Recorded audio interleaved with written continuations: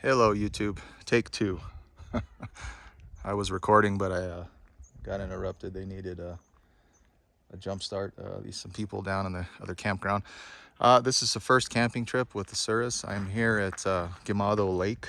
It's outside Quemado, New Mexico. I am at Juniper Campground, real close to the lake. There's two campgrounds that are pretty close to the lake. Here's an outside view. I do have the awning out. It's sprinkling right now, so the awning's been provided a pretty good amount of protection. And since it is so high, it needs to be lower, but it's better than nothing. I'm gonna have to figure something out with some tarps. I have some ideas. Let me pan out here. Sorry, my finger.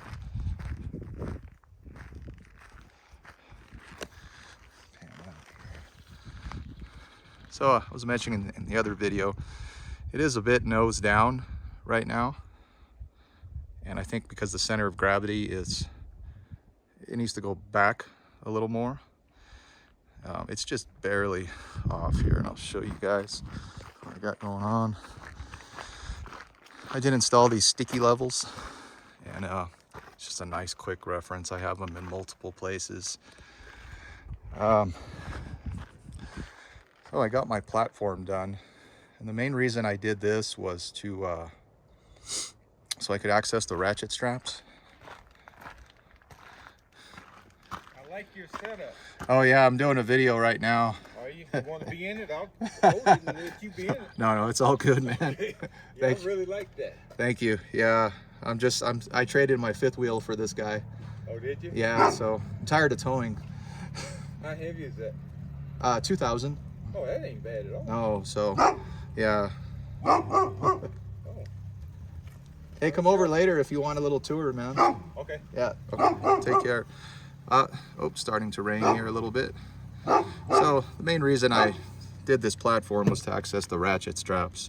You know, without the platform, the ratchet straps would be pretty far down, and then it allows storage. Oh, it's raining. I'm going to close the door. It's just sprinkling a little bit. It allows storage in there. So if you guys want to see the video on the platform, I have a separate video on that. It's I just watched that video. If you guys are interested, I can put a link in there, or just go to my channel and then you could see it. I may have to stop recording. I don't know what this rain's gonna do. So it allows quite a bit of storage. I have a shower tent, a sewer hose. This just has a gray tank. So, and I brought my own firewood. I normally wouldn't do this, but it's been raining so heavily here in New Mexico. We are in mid-September, and I think it just made up for the monsoon we didn't have. So I brought firewood. My Cabela's camp kitchen goes inside. Let's see what else. Man, I got thrown off here with these people talking to me. Problems. So I'm having a lot of problems. They're fixable problems. I did a test run at home before I came, but like anything, it's not in a real world environment. So I have a gas leak. I was able to put a second propane tank in here, second 20 pound. It does fit. You just got to be patient, but it's leaking out of the line, the connector line there. So it looks like it's an issue with the O-ring. I'm going to take that tank out and see if I can repair it today. It's a slow leak, but I don't want to run it like that. So that failed. And then the generator failed. So this was, you could see I got a little Champion generator here, and the thing was, I ran it at home.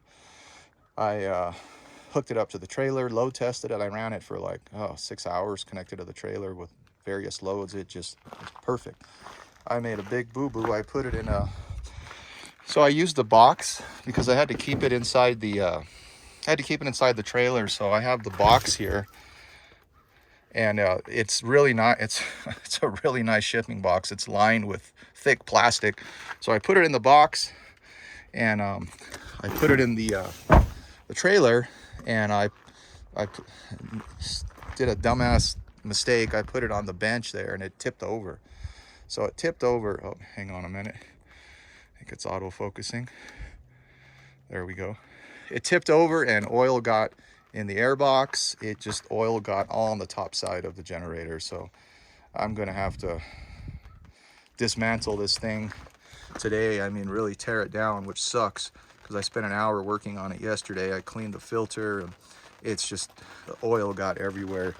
I don't know if it's in the plug or not because it's not smoking, but it's just shutting off. It's like it has like a, it's like detecting like an overload or an overcurrent. It'll run for 20 minutes and shut off. I had zero issues with this until that happened.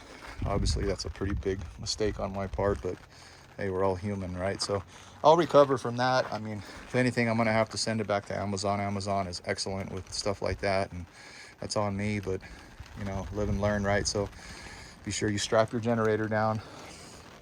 So yeah, the awning is working great. It's sprinkling a decent amount right now, but you know, the sun's out, so it's not cold. As far as I brought my overland box here. So all my cooking I think I'm going to do out here, which just makes sense because the inside of it is just so tiny. Let's see, what else am I missing on the outside? So yeah, multiple things failed. The gas thing was on Cirrus, not me, or on the manufacturer, but the generator was my fault. Let's see, real quick, I have this tool bag, and I take this tool bag with me everywhere. It's by Saddleback Leather. This is called their, oh God, I don't remember. I've had this thing for years. It looks like a doctor bag, but I built it as a field bag, meaning to take, you know, everywhere I go, even if I'm traveling just without, you know, a long distance without the trailer, just going out, I always take this. And then I also have a meter I carry with me because you guys, you need to bring tools. I cannot emphasize that enough. Whether in any circumstance, you need to bring tools, and then a meter definitely helps because you never know what's going to happen, especially when you're camping. So many things can go wrong, right? As they have. So my backup with power is my solar panels. So the solar panels have been working great. Obviously right now with the clouds out, it's not going to work that good. Worst case, I run the truck, charge the battery, and then I also have I do have a 110 with the truck if I needed to plug into the trailer directly for a faster charge. So I have a lot of backups, and the generator will run for a short time. I'm gonna pull that plug today and see what's going on. Let's go inside. I don't think anything, I need to discuss anything else out here. Yeah, really happy with this platform. Man, I spent a lot of time making that, and the trailer has not moved at all. So it's staying really planted on this horse stall mat. I have 2 of them, but watch that video. Put my jacket inside because it's gonna get all wet. All right, so inside, close the door here. I did figure out the Aldi system. That Aldi system is, that's a very sophisticated little unit. It does a lot. It gives you your battery voltage readouts. It has a lot of options. I got that figured out. I did get a memory foam mattress, and it's directly on the Froley system. And I slept good last night. I needed it after that issue with the generator. I worked on that thing for about an hour. Just, you know, just the stress of all that. And so I slept about 9 hours, and I needed it. I did buy this thermostat. And that's a nice feature to have. It has an indoor and outdoor. It has an outdoor receiver that I have on a tree out here. So that'll tell you, let's see it. That'll tell you your indoor and outdoor temperature, which is nice at night for just knowing, you know, how cold it is. Should I open the window, close the window? I got this comforter from Amazon. I did have to use that sleeping bag last night, but I just put it on top of the comforter as like another blanket. Ran the microwave for the 20 minutes I could with the generator. It worked. As far as the kitchen area goes, I cooked on it on the way back from Arizona, coming back to New Mexico when I stayed in Luna Lake, and it worked good. It's nice. I am gonna probably way down that, well, maybe next year. I want to replace this whole countertop and maybe just do away with this and just, I like the way the Scouts are, how that has a you know, just to put your portable cooktop on there, and then to put a replace this, because this isn't a you know, a one seam countertop. I'd like to put a nice bamboo one on, and kind of make it a little farther out here and out here, not too much, but just to have some more counter space and a reliable countertop. I have the table off right now, the Lagoon table.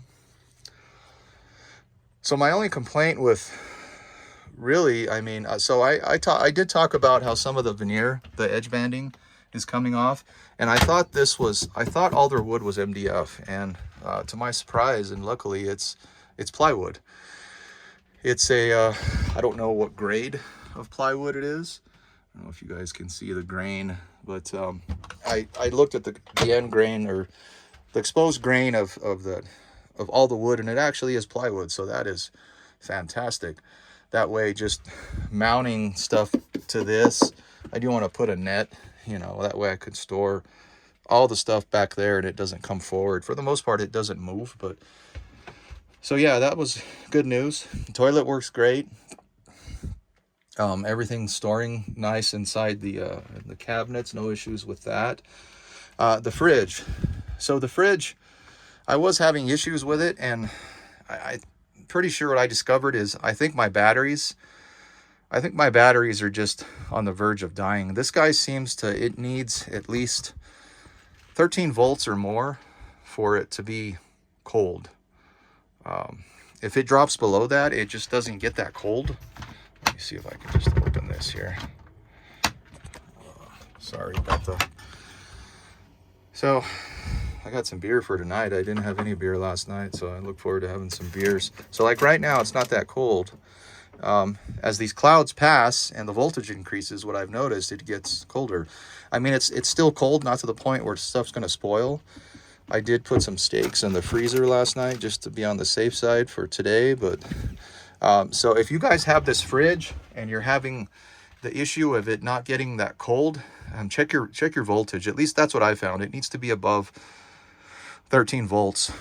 And you could always just, as a backup, this freezer will stay frozen. You can put stuff in here regardless how the fridge does for, you know, meats and stuff like that, and that should get you through like the night. As far as storage in here, just have various things. Oh, I need to take that Kleenex box out. I needed that last night. Oh, and I'm gonna need this. This is the manual for the generator to troubleshoot. So much for relaxing and going hiking. No, I'm not going to spend too much time on that because I can get by without it. I'm just here for a couple of nights. It does have a backup camera. I have not installed that yet since my cameras are working in the truck fine, no problems. The awning, there's all the awning switches down there on the bottom. It does have a backup for your with a wire for your jacks. If this guy dies, the battery dies, it has a backup one that plugs directly into that.